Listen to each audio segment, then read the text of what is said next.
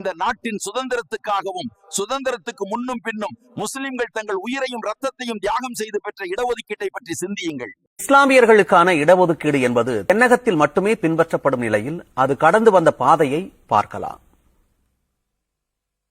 1927 முதல் 1947 வரை மெட்ராஸ் மாகாணத்தில் இஸ்லாமியர்கள் 16 விழுக்காடு இடஒதுக்கீட்டை பெற்று வந்தனர். 1947 ஆண்டில் ஓமந்தூரா ராமசாமியால் இது 7 விழுக்காடாக குறைக்கப்பட்டது.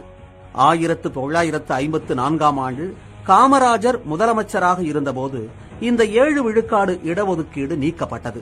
பிறகு 1973 ஆண்டு திமுக அரசின் முயற்சியில் இஸ்லாமிய மக்களுக்கு பிற்படுத்தப்பட்டோர் இடஒதுக்கீட்டுக்குள் இடம் தரப்பட்டது.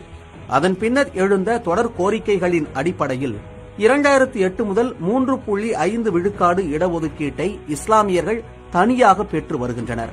எங்கே நாம் தவறு செய்துள்ளோம் என்று இன்றைய இளைய தலைமுறை சிந்திக்கட்டும். இழந்த நம் இடஒதுக்கீட்டை திரும்ப பெற பாடுபடுவோம். முஸ்லிம்கள் ஓரணியில் நிற்போம் இன்ஷா அல்லாஹ்.